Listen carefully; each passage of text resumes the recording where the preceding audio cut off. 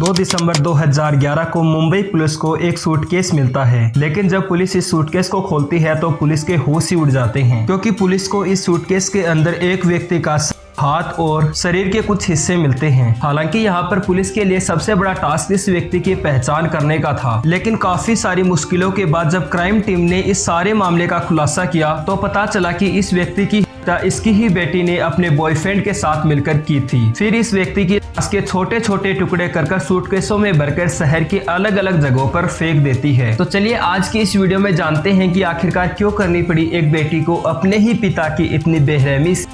लेकिन उससे पहले अगर आप पहली बार हमारे चैनल पर आए हैं तो प्लीज यार हमारे चैनल को सब्सक्राइब जरूर करें। तो खम्मा घनी दोस्तों, मैं हूं विकास राजपूत। दोस्तों 7 दिसंबर 2011 को मुंबई पुलिस के द्वारा 19 साल की लड़की रिया और 16 साल के उसके बॉयफ्रेंड राकेश को गिरफ्तार किया जाता है, क्योंकि इस लड़की ने अपने बॉयफ्रेंड के साथ मिलकर अपने पिता की हत्या की थी। इसके साथ ही उसने अपने पिता के छोटे छोटे टुकड़े कर शहर की अलग अलग जगहों पर फेंक दिए थे। और जब पुलिस दोनों से पूछताछ करती है तो यह लड़की बोलती है कि मुझे इसका बिल्कुल भी अफसोस नहीं है। लेकिन ऐसा क्यों? तो दोस्तों जो इसके पीछे लड़की ने स्टोरी बताई वो सुनकर पुलिस भी चौंक गई, क्योंकि दोस्तों ये लड़की बताती है कि उसके पिता का नाम बेटेन है, जो कि अपने घर पर अकेला रहता है। हालांकि इससे पहले इनकी 2 शादियां हुई थी, लेकिन दोनों पत्नियों के साथ रूढ़ व्यवहार के चलते इन्होंने इनको छोड़ दिया। हालांकि ये एक सिंगर था और गिटार बजाने का काम किया करता था, और इन्होंने अपने अकेलेपन को दूर करने के लिए मुझे गोद लिया था। और पहले तो ये मुझसे बहुत ज्यादा प्यार करते थे, बिल्कुल अपनी सगी बेटी की तरह मेरा ध्यान रखते थे। लेकिन जैसे जैसे मैं बड़ी हुई तो इसने मुझ पर बहुत सारी पाबंदियां लगाना शुरू कर दिया। ये ना तो मुझे घर के बाहर जाने देता था और ना ही किसी को घर के अंदर आने देता था, और ना ही मुझे अड़ोस पड़ोसियों से ज्यादा बात करने देता था। और हर दिन मुझे डरा धमकाकर मेरे साथ गलत काम किया करता था, मेरा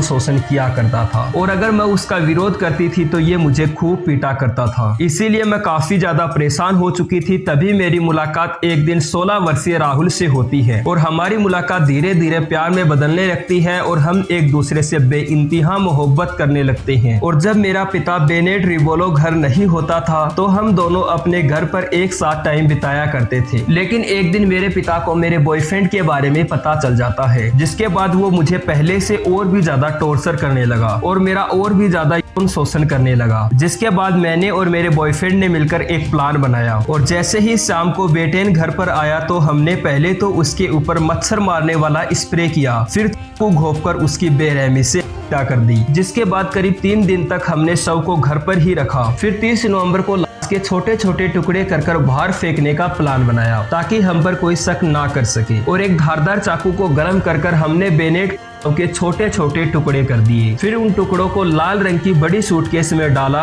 और रिक्शे से मुंबई शहर के सुनसान जगहों पर फेंक दिया। हालांकि हमारे इस काम में हमारा साथ 19 वर्षीय अली अमर मियां ने भी दिया, क्योंकि ये रिया का बहुत अच्छा दोस्त था। रिया इसे अपनी सारी बातें बताया करती थी। और इन्हीं सूटकेसों में से एक सूटकेस 2 दिसंबर को पुलिस को मिलता है, जिसमें एक व्यक्ति का सर और हाथ और के कुछ हिस्से मिलते हैं। जिसके बाद पुलिस के द्वारा इस सारे मामले को क्राइम ब्रांच को सौंप दिया जाता है, और क्राइम ब्रांच को इस बॉक्स के अंदर से एक लाल स्वेटर भी मिलती है। और क्राइम ब्रांच ने इसी लाल स्वेटर की वजह से सारे मामले का पर्दाफाश कर दिया, क्योंकि इस लाल स्वेटर के ऊपर एल्मो मेंस वियर का टैग लगा हुआ था। इसीलिए क्राइम ब्रांच कुर्ला पश्चिमी बेलगामी रोड पर स्थित दुकान पर पहुंचती है और पूरे मामले की छानबीन करती है। और इस लाल स्वेटर और सर की पहचान बेनेट के रूप में होती है। जिसके बाद क्राइम ब्रांच के द्वारा फेसबुक से बेनेट का एड्रेस निकाला जाता है, और क्राइम ब्रांच बेनेट के घर पर पहुंचती है, लेकिन वहां पर ताला लगा हुआ था। जिसके बाद जब पुलिस अड़ोस पड़ोसियों से पूछताछ करती है तो बेनेट की गोद की बेटी के बारे में पता चलता है, जो कि उस समय लापता थी। जिसके बाद क्राइम टीम को रिया पर शक हुआ और क्राइम टीम रिया को ढूंढने में लग जाती है। और 7 दिसंबर 2011 को क्राइम टीम के द्वारा रिया और उसके बॉयफ्रेंड को गिरफ्तार किया जाता है, और ये तीनों अपराधी आज जेल की सलाखों के पीछे अपने गुनाहों की सजा काट रहे हैं। हालांकि इनमें से राहुल नाबालिग था, इसीलिए उसे बाल सुधार गृह के अंदर भेज दिया गया। खैर आपका इस पूरी स्टोरी के बारे में क्या बोलना है नीचे कमेंट सेक्शन में जरूर बताना। और ऐसे अमेजिंग वीडियो के लिए लाइक शेयर एंड सब्सक्राइब। मिलता हूँ ऐसी मजेदार स्टोरी के साथ नेक्स्ट वीडियो में। सो बाय।